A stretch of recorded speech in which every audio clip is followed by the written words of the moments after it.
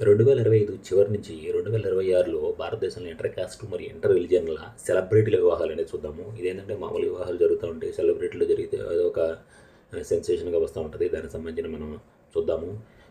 మొదటిగా అయితే హీనా ఖాన్, రాఖీ జస్వాల్ జూన్ నుంచి చూస్తున్నాం మనము. జూన్‌లో వీళ్ళ వివాహం జరిగింది.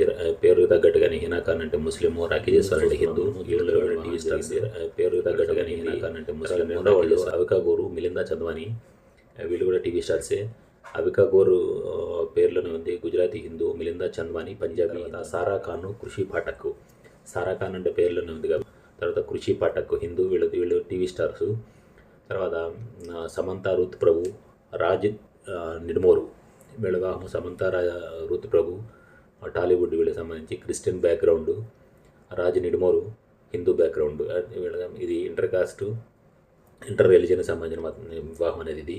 తర్వాత ప్రజక్తా కోళి, వరశంక ఖనాల్. ప్రజక్తా కోళి మరాఠీ హిందూ.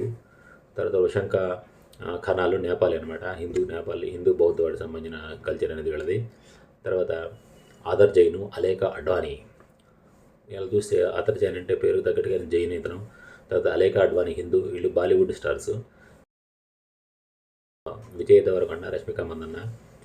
విజయ్ దేవరకొండ పద్మశాలి కులానికి హిందూ మతానికి చెందిన వ్యక్తి అయితే, రష్మిక మందన్న కొడవ అంటే షెడ్యూల్ ట్రైబ్కి సంబంధించిన వ్యక్తి, హిందూ మతానికి సంబంధించిన వ్యక్తి.